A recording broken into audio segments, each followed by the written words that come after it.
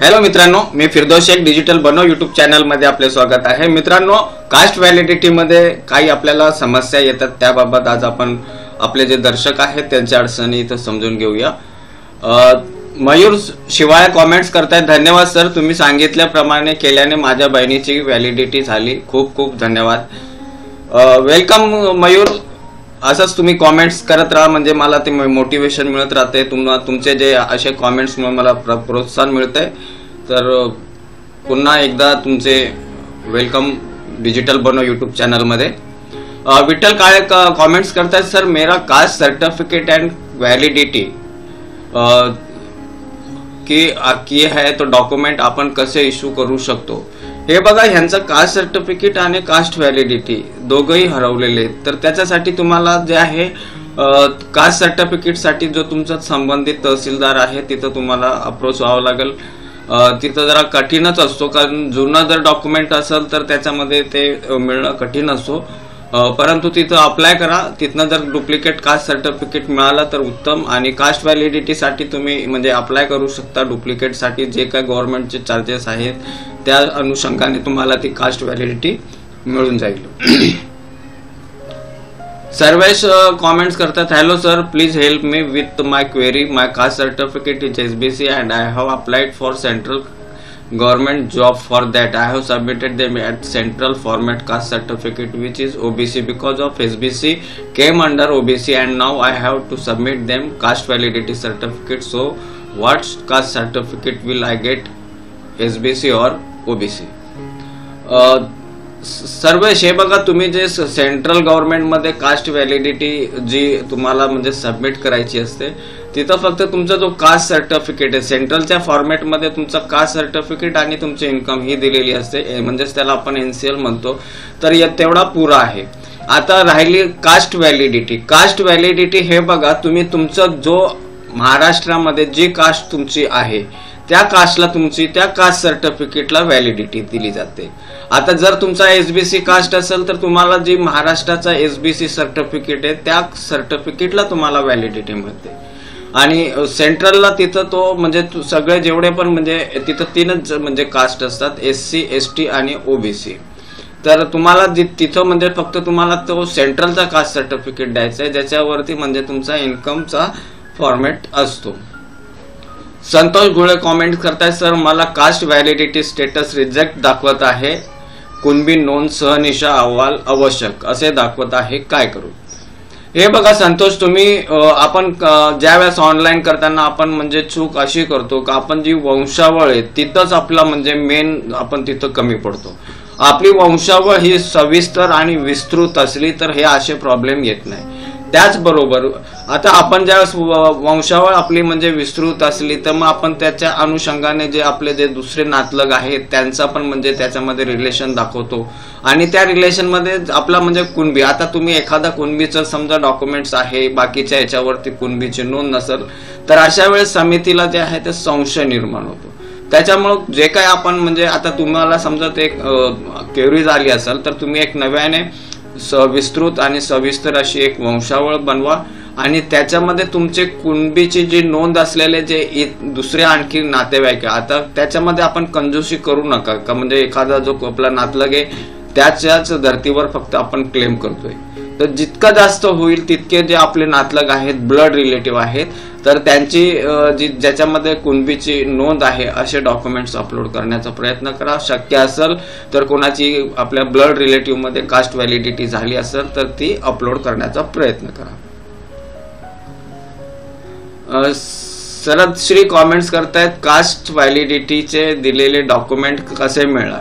हे बघा, एकदा तुम्ही कास्ट व्हॅलिडिटी मध्ये जे सबमिट केलेले डॉक्युमेंट आहेत ते परत भेटत नाही तुम्हाला। फक्त एक एवढा होऊ शकतो, जर तुम्ही ओरिजिनल कास्ट सर्टिफिकेट जर तिथं दिला असेल तर तो तुम्हाला तिथनं परत मिळतो, परंतु इतर जे डॉक्युमेंट्स आहेत जे म्हणजे अटेस्टेड असतात म्हणजे ते डॉक्युमेंट्स तुम्हाला परत मिळत नाही। शुभम कमेंट्स करतायत, सरकारी साईट सर्व भंगार आहेत।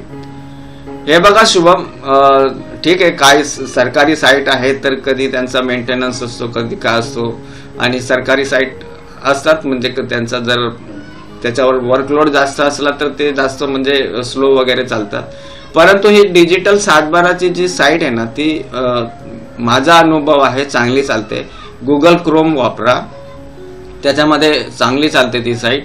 आणि त्याच्यात एक दुसरी गोष्ट आहे, त्याच्यामध्ये अनेक जिल्हे त्याच्यामध्ये सध्या इन्क्लूड केलेले नाहीत, परंतु ते काम प्रगतीपथावर आहे. आपण अपेक्षा करूया काही दिवसानंतर ते सगळे डॉक्युमेंट सगळे जिल्हे त्याच्यामध्ये कव्हर होतील. तन्वीर शाह कमेंट्स करतायत, अंकल पापा क्या भाई की कास्ट वैलिडिटी बनी है तो मेरी कास्ट वैलिडिटी बन जाएगी क्या?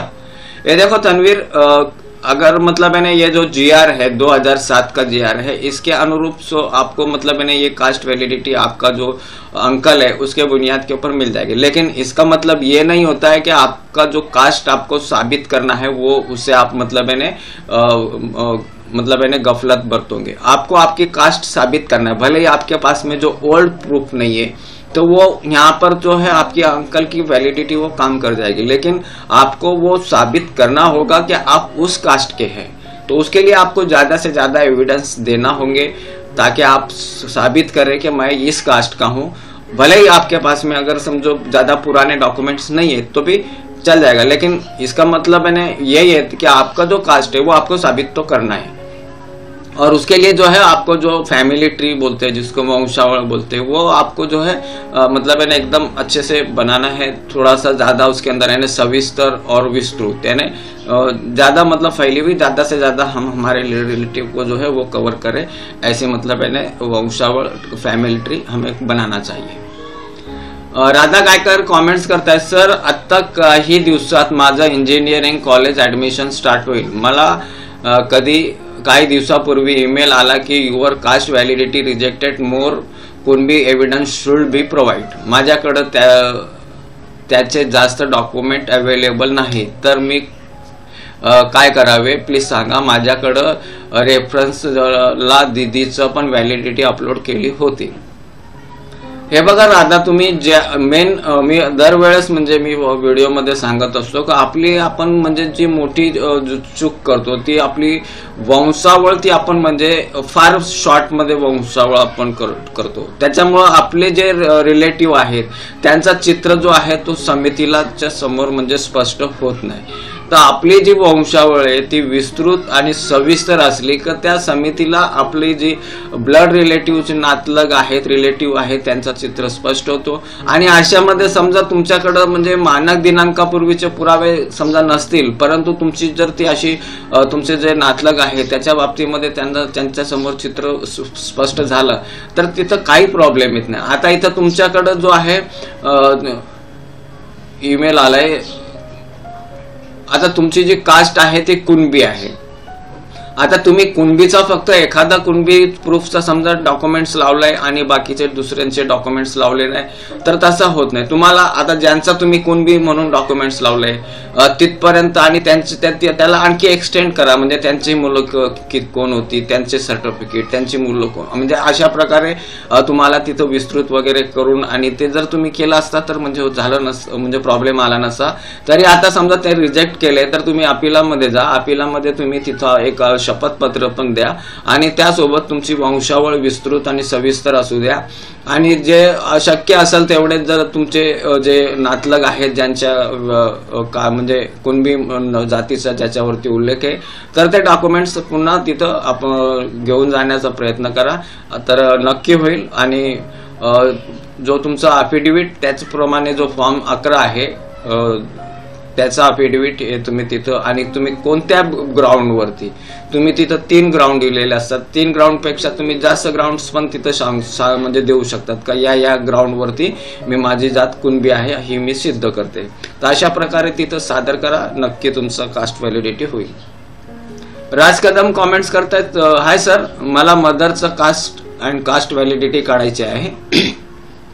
सो मदरचा प्रवेश निर्गमवरती SC बौद्ध आहे अँड मामाचा प्रवेश निर्गमवर महार आहे, कास्ट पण महार आहे, तर मी बौद्ध महार म्हणून अप्लाय करू, यस इलेक्शनसाठी काढायचे आहे, प्लीज हेल्प मी सर. हे बघा राज कदम, तुम्ही जे SC बौद्ध किंवा महार या ज्या आहेत तुम्ही एकतर म्हणजे डायरेक्ट महार म्हणजे 37 जे आपण सिरियल नंबर ज्याला म्हणतो त्यामध्ये त्या फॉर्मॅटमध्ये पण काढू शकतो, परंतु जर तुम्हाला पाहिजे असेल का नाही तुम्हाला बौद्ध म्हणून, मग त्यावेळेस तुम्हाला ते बौद्धच्या पुढचं तुमचा सिरियल नंबर आहे तो चुकीचा जर असला तर मग तिथं प्रॉब्लेम. तर त्यामुळे जर तुम्ही बौद्ध म्हणून जर तुम्ही सर्टिफिकेट काढत असाल तर तुमची जी कास्टच्या रिलेटेड जी सिरियल नंबर आहे ते तिथं यायला पाहिजे. ती जर आली नाही तर मग तिथं तुम्हाला अडचणी येईल. बाकी मामांचं वगैरे जे आहे ते तुमच्याकडे निर्गमन उतारा ते ठीक आहे, त्याला काही प्रॉब्लेम होत नाही, कारण बौद्ध आणि त्याच्यावरती तुमचा जो बौद्धच्या बरोबर तुमचा सिरियल नंबर म्हणजे हे पण असेल ना, कास्टचा उल्लेख पण असेल. जसा मामांच्या याच्यावरती कास्टचा उल्लेख तसा तुमच्या बौद्धच्या पुढं पण म्हणजे ते वर्णन असतो. तर कास्ट सर्टिफिकेट वरती हे सगळं डिटेल तिथं आलेलं असतो, तर काही प्रॉब्लेम होणार नाही, तुम्ही अप्लाय करू शकता.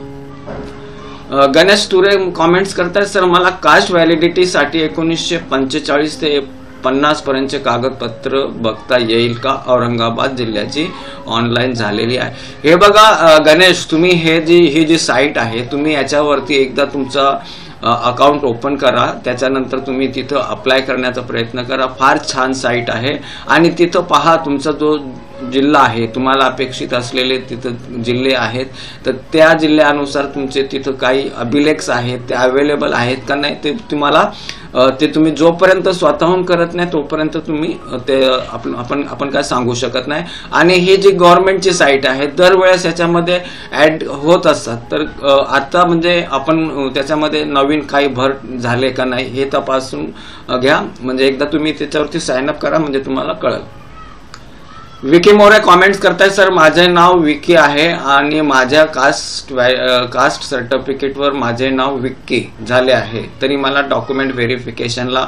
हे बघा आता तुम्ही म्हणजे डायरेक्ट डॉक्युमेंट व्हेरिफिकेशनच्या स्टेपला आहे, तर त्याच्यासाठी तुम्ही गजेट अप्लाय करून घ्या म्हणजे तो व्यवस्थित राहील. आणि तुमची कास्ट व्हॅलिडिटी कोणत्या म्हणजे नावावर झालेली आहे, विकीवर झाले का विक्कीवर झाले ते एकदा बघून घ्या. आणि त्याच्या अनुषंगाने तुम्ही एक तुमचा जो प्रवेशाच्या टायमाला तुम्हाला गजेट हे नाव चेंजचं जो राजपत्र असतो ते तुम्हाला कामाला येईल. नसरीन तांबोळी कॉमेंट्स करताय, sir I belongs to Tamboli caste, I studied in 12th standard science, मला कास्ट व्हॅलिडिटी गरज आहे in case minor, how to apply. Nasreen हे बघा तुम्ही आता 12वी मध्ये, तर तुम्हाला या 12वी मध्येच अप्लाय केलेला उत्तम राहील, कारण पुढच्या वर्षी ज्यावेळेस तुम्ही कोणत्या प्रोफेशनल कोर्ससाठी ऍडमिशन घ्याल तर त्यावेळेस तुमच्या हातामध्ये कास्ट व्हॅलिडिटी आलेली असणार आहे. आता राहिला प्रश्न का तुम्ही समजा मायनर आहात तर त्याच्यासाठी कोणी अप्लाय करायचं. हे बघा आपल्या कास्ट व्हॅलिडिटीची जी आपण बार्टीवरती रजिस्ट्रेशन करतो तर त्याच्यावरती जी म्हणजे विद्यार्थ्यांची जी माहिती आहे तिथं विद्यार्थ्यांची माहिती टाकायची असते आणि तिथं जनरली जो कास्ट सर्टिफिकेट जो तुमचा आहे त्याच्यावरती जो नाव आहे तर त्या अनुषंगाने तुम्हाला तिथं ते करायचं. आणि दुसरी गोष्ट एक लक्षात असू द्या, तुमच्या एज्युकेशन डॉक्युमेंट्स वरती आणि तुमचा जो कास्ट सर्टिफिकेट आहे ह्याच्यावरती नाव बरोबर आहे का, कारण एकदा तुम्हाला कास्ट व्हॅलिडिटी भेटली तर मग त्याच्यानंतर मग तुम्हाला काही बदल सांगण्यापेक्षा मग तुम्हाला म्हणजे जास्त मेहनत होईल, जास्त म्हणजे प्रॉब्लेम्स येतील. तर तुमचा जो कास्ट सर्टिफिकेट आहे जर तो तुमच्या एज्युकेशनलच्या अनुसार नावाने असेल म्हणजे त्याचे एज्युकेशनलचे जे नाव आहे तेच कास्ट सर्टिफिकेटवर नाव आहे तर मग ठीक आहे, मग प्रोसीड व्हा. नाहीतर मग आताच तुम्हाला टाइम आहे कास्ट सर्टिफिकेट पुण्याने नव्याने अप्लाय करायला, कारण एकदा तुम्ही कास्ट सर्टिफिकेट व्यवस्थित असल्यावरती मग कास्ट व्हॅलिडिटी ती होऊन जाते. आता तो राहिला प्रश्न तुमचा कास्ट व्हॅलिडिटीचा. तर कास्ट व्हॅलिडिटी ही तिथं म्हणजे अप्लिकांट्स म्हणजे फादर पाहिजे का हे पाहिजे असं काही नाहीये.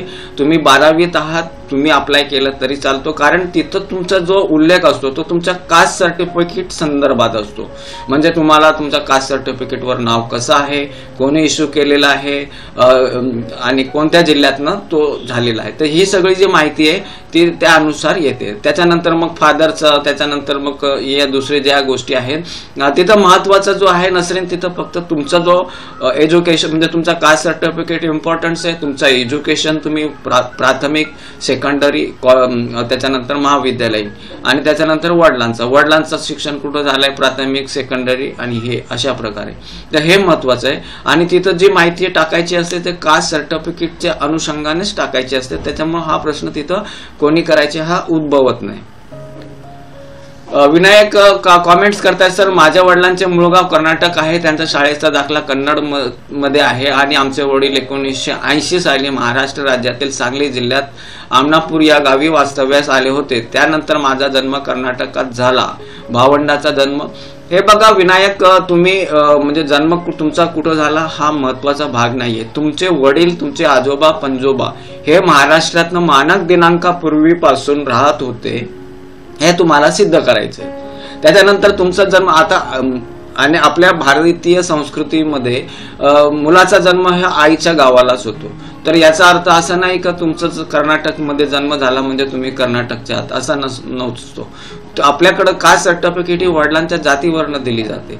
आणि वडील समजा मानक त्यांचा जो मूळ रहिवास आहे, त्यांचा नेटिव्ह जो आहे, त्यांचा जो गाव आहे, मूळ गाव मानक दिनांकापूर्वीचा म्हणजे डीम डेट पूर्वीचा जो रेसिडेन्स आहे तो ग्राह्य धरला जातो. आता विनायक, तुमचे वडील समजा वडील किंवा आजोबा पंजोबा हे जर महाराष्ट्रातले रहिवासी होत असतील म्हणजे तुमचा मानक दिनांक, आता समजा ओबीसी असेल तर तुम्हाला 1967 पूर्वी तुम्ही पूर्वीपासून महाराष्ट्रात राहत होते तुम्हाला सिद्ध करायचे. आणि जर असं असेल तर तुम्हाला महाराष्ट्रामध्ये कास्ट सर्टिफिकेट आणि कास्ट व्हॅलिडिटी मिळायला काहीच अडचण होणार नाही. दत्तात्रय कॉमेंट्स करतायत, selected districts included in facility please tell it's for Pune. हे बघा आता हे जी वेबसाईट आहे याच्यावरती म्हणजे आता हळूहळू प्रत्येक जिल्हे इन्क्लूड करण्याचा शासन प्रयत्न करतोय. तर तपासून घ्या तो त्याच्यामध्ये म्हणजे जर तुमच्या पुणे डिस्ट्रिक्ट येत असेल तर, नसेल तर पुढच्या काही दिवसांमध्येच ते शासनामार्फत ऍड केलं जाईल. वाघ कॉमेंट्स करतायत, यश वाघ कॉमेंट्स करतायत, सर माझी 12वी पर्यंतची कास्ट मराठा होती.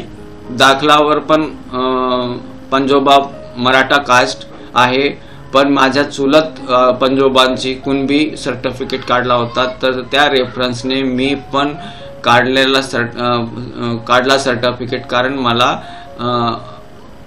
वाटलं होतं की एज्युकेशनला त्यांची खूप फायदा होईल. पण मला नंतर लक्षात आलं की ते करण्यापेक्षा मी EWS केला असता तर जास्त फायदा झाला असता. आता काही करता येईल का प्लीज. खूप रिलेटिव्ह होते, त्यांनी मराठा आरक्षणचा वेळी मराठाचा सर्टिफिकेट काढला होता. हे बघा ओबीसी जो आहे, ओबीसीचे जे आरक्षण आहे आणि EWS चे आरक्षण, आता जे ओबीसी आहेत म्हणजे इतर मागासवर्ग त्यांना ओबीसी सर्टिफिकेट लागतो. परंतु जे सवर्ण जातीचे आहेत म्हणजे ज्यांचा कुठंही आरक्षण नाही, ना त्यांचा SC मध्ये आहे, ST मध्ये आहे, ना OBC मध्ये, ना VJ/NT मध्ये, मग अशी लोक जे सवर्ण आहेत ते EWS चा म्हणजे फायदा घेऊ शकतात. आता इथं जो राहिला प्रश्न, EWS मध्ये तुमची जे इन्कम आहे ते म्हणजे 8 लाखापेक्षा कमी पाहिजे आणि सवर्णीय ते करू शकतात. आता दुसरा फक्त इथं बॅकड्रॉ OBC आणि EWS मध्ये असं असतो का, आता एखादा प्रायव्हेट कॉलेजला तुम्ही समजा अप्लाय केलेला आहे. आता काही प्रायव्हेटचे जे काही कॉलेजेस आहेत म्हणजे ते शासनाचेच नियम आहे का त्या कॉलेजला OBCला म्हणजे ते त्यांचे आरक्षणाचे फायदे, फीची जी सवलत आहे म्हणजे स्कॉलरशिप ती मिळते, परंतु EWS ला नाही मिळत. हे गोष्ट लक्षात असू द्या. बाकीचा EWS ला म्हणजे OBC ला जे बेनिफिट्स आहेत ते बेनिफिट्स EWS ला पण आहेत, परंतु फी भरताना मात्र तुम्हाला OBC ला जसा म्हणजे काही प्रायव्हेट खाजगी कॉलेजेस आहेत तिथं समजा तुम्हाला OBC कोट्याअंतर्गत सीट मिळाली तर तुम्हाला ते OBC कोट्या अनुसारच म्हणजे तिथं पेमेंट करायचं आहे तुम्हाला ऍडमिशन करते वेळेस, किंवा समजा ते पूर्ण पेमेंट केला असला तरी तुम्हाला ते जे आहे तुम्ही स्कॉलरशिप क्लेम करू शकता. परंतु EWS मध्ये तसं होत नाही. तुम्हाला म्हणजे ऍडमिशन ही EWS कोट्याप्रमाणे मिळेल, फक्त फी ज्यावेळेस तुम्हाला भरण्याचा प्रॉब्लेम येईल त्यावेळेस मात्र तुम्हाला तिथं जे आहे